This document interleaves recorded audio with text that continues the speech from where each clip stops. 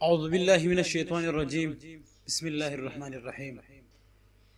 ناظرین گرامی، اگر اللہ تعالیٰ مال و دولت عطا فرماتے ہیں کسی کو تو اس پر فرض لازم ہے کہ وہ اپنے اموال کی زکوٰۃ ادا کرتا رہے اور ہرگز اپنے مال و دولت پر غرور اور گھمنڈ نہ کرے، کیونکہ اللہ تعالیٰ دولت دیتا ہے سب کو، اور جب وہ چاہتا ہے پل بھر وہ دولت چھین بھی لیتا ہے۔ ہر وقت اس چیز کا دھیان رکھو ناظرین کہ تواضع اور انصاری کی عادت رکھو اپنے آپ، اور ہرگز کبھی بھی انبیاء و اولیاء و صالحین کی ایذا رسانی و بدگوئی نہ کرے۔ ان مقبولان بارگاہ الہی کے دعا اور بددعا سے وہ ہو جایا کرتا ہے جس کا لوگ خیال ہی نہیں کر سکتے۔ ناظرین، آج ایک ایسا ہی واقعہ سنانے جا رہا ہوں قارون کا۔ قارون حضرت موسیٰ علیہ السلام کے چچا یسبر کا بیٹا تھا۔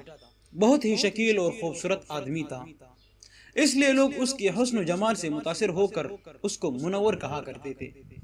اس کے ساتھ ساتھ اس میں یہ کمال بھی تھا کہ وہ بنی اسرائیل میں تورات کا بہت بڑا عالم اور بہت ہی ملنسار و بااخلاق انسان تھا، اور لوگ اس کا بہت ہی ادب و احترام کرتے تھے۔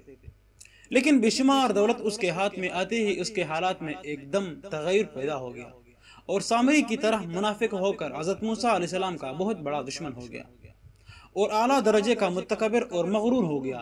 جب زکوٰۃ کا حکم نازل ہوا تو اس نے حضرت موسیٰ علیہ السلام کے روبرو یہ عہد کیا کہ وہ اپنے تمام مالوں میں سے 1000واں حصہ زکوٰۃ نکالے گا، مگر جب اس نے مالوں کا حساب لگایا تو ایک بہت بڑی رقم زکوٰۃ کی نکلی۔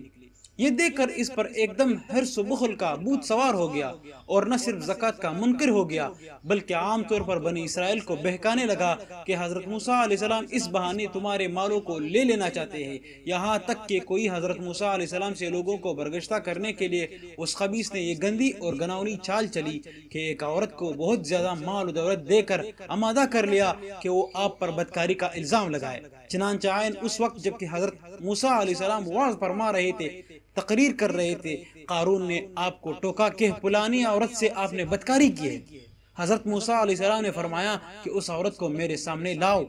چنانچہ وہ عورت کو بلائی گئی، تقریر محفل میں حاضر کیا تو حضرت موسیٰ علیہ السلام نے فرمایا کہ اے عورت، اس اللہ کی قسم جس نے بنی اسرائیل کے لیے دریا کو پاڑ دیا اور عافیت و سلامتی کے ساتھ دریا کے پار کر فرعون سے نجات دی، سچ سچ کہہ دے کہ واقعہ کیا ہے۔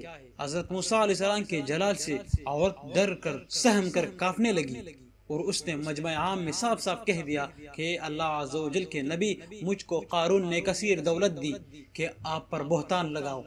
اس وقت حضرت موسیٰ علیہ السلام ابدیدہ ہو کر سجدہ شکر میں گر پڑے، اور بحالت سجدہ آپ نے یہ دعا مانگی کہ یا اللہ جل جلالہ قارون پر اتنا قہر و غضب نازل فرما دے۔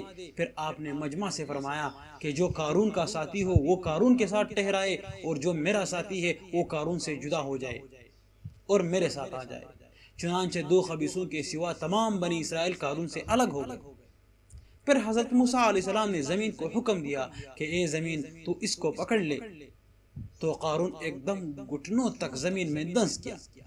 پھر آپ نے دوبارہ زمین سے یہی فرمایا تو وہ کمر تک زمین میں دنس گیا۔ یہ دیکھ کر قارون رونے اور بلبلانے لگے اور قرابت اور رشتہ داری کا واسطہ دینے لگا، مگر آپ نے کوئی التفات نہ فرمایا، یہاں تک کہ وہ بالکل زمین میں دنس گیا۔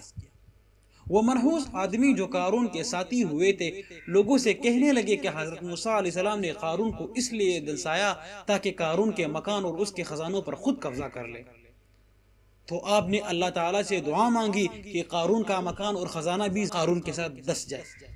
چنانچہ قارون کا مکان جو سونے کا تھا اور اس کا سارا خزانہ سبھی زمین میں دس گیا۔ جیسے قرآن مجید میں ایک آیت کا ترجمہ ہے، بے شک قارون موسیٰ کی قوم سے تھا، پھر اس نے ان پر زیادتی کی اور ہم نے اس کو اتنے خزانے دیے جن کی کنجیاں ایک زوراور جماعت پر باری تھے، اور آخر کار قارون اپنی مال و دولت کے ساتھ زمین میں دنس ہو کر ہلاک ہو گیا۔